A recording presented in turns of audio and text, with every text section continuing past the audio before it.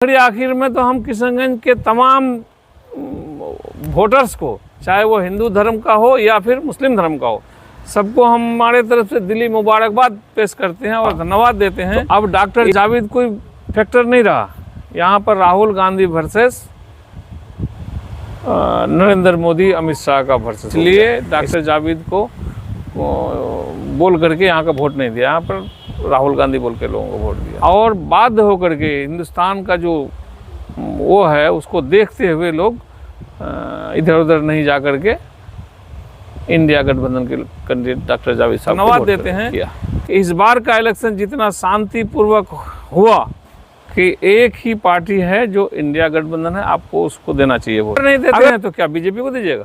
बोलने का वो सिस्टम था उसका बोलने का। विधायक जी, आज के चुनाव को लेकर के क्या कुछ कहना चाहेंगे? क्या कुछ चला आज का चुनाव में? लोकसभा किशनगंज हमेशा से कांग्रेस का गढ़ रहा है। जब 2019 में देखा गया कि 39 सीट एनडीए में चली गया, तब भी यहाँ पे कांग्रेस बरकरार था। इस बार क्या कुछ होने वाला है, थोड़ा विस्तार से बताइएगा। इस बार भी सीट जो है डॉक्टर जावेद साहब निकाल लेंगे। बीच में थोड़ा सा वो कमी हुआ था, लेकिन वो सब आज तो सब दूर हो गया। और असल में देखिए कि सामने में दो है, एक है एनडीए और एक है इंडिया। तो अब यहाँ के लोग जाना नहीं चाहते हैं दूसरा तरफ, जाना भी नहीं चाहिए। हिंदुस्तान में रहते हैं, दो ही पार्टी है, तो आपको हर हाल में इंडिया के साथ में रहना चाहिए। इसीलिए सारे लोग फैसला कर लिया कि इंडिया गठबंधन के साथ में रहकर हाथ चाप में फोड़ दें। सर, लेकिन मौजूदा सांसद डॉक्टर जावेद आजाद साहब के रवैये से लोग इस बार बिछड़े हुए थे, इसलिए उनको वोट का बैकआउट भी कर रहे थे बहुत जगह से उनको।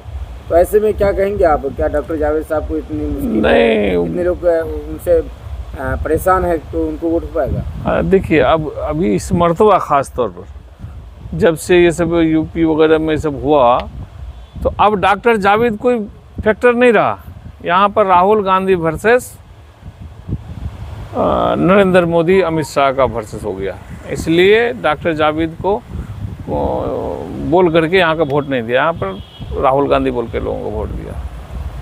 सर, सामने में दो और नेता थे। एनडीए से मास्टर मुजाहिद साहब थे और एमआईएम से अब्दुल ईमान साहब थे, और दोनों मजबूत नेता है, दोनों का मेहनत भी देखा गया है। ऐसे में लग रहा है कि इंडिया का सीट निकालना इतना आसान होगा इस बार। देखिए, ये तो सही बात आपने कहा कि दो कद्दावर नेता था यहाँ पर अपोजिशन में, एक मास्टर मुजाहिद साहब, एक अख्तरुल ईमान साहब। उन लोगों की मेहनत भी रही, लेकिन आखिर में लोग दूसरा तरफ जाना नहीं चाहता था, और बाध्य होकर के हिंदुस्तान का जो वो है उसको देखते हुए लोग इधर उधर नहीं जा कर के इंडिया गठबंधन के कैंडिडेट डॉक्टर जावेद साहब को वोट किया।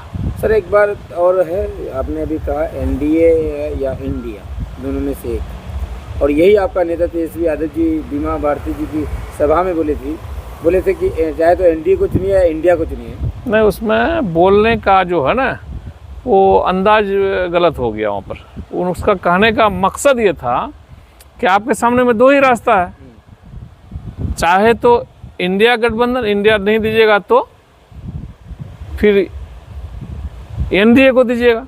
तो एनडीए को क्या देना चाहते हैं? कतई नहीं देना चाहते हैं, इसलिए आप हर हाल में इंडिया गठबंधन को वोट दीजिए। और वहाँ पर उसके मुंह से अलग भाषा निकल गया कि ये चाहे तो इंडिया को नहीं दीजिएगा तो एनडीए को दीजिए। वो बोलने में डिफरेंस हो गया। लोगों का कहना है कि बौखलाहट में पप्पू यादव की पॉपुलैरिटी को देख करके, उनकी प्रसिद्धि को देखते हुए वो बौखलाहट में उस तरह के बात बोल दिए जो कि लालू यादव ने कभी नहीं बोला था, वो तेजस्वी यादव बोल दिए और डर से बोल दिए। नहीं, डर से भी नहीं बोले, बोलने का जो वो था ना भर्सन, वो नहीं था कि हमको नहीं देते हैं तो हमारे दुश्मन को दे दीजिए, ऐसा नहीं था। वो दिखाया लोगों को कि एक ही पार्टी है जो इंडिया गठबंधन है, आपको उसको देना चाहिए वोट। अगर नहीं देते हैं तो क्या बीजेपी को दीजिएगा?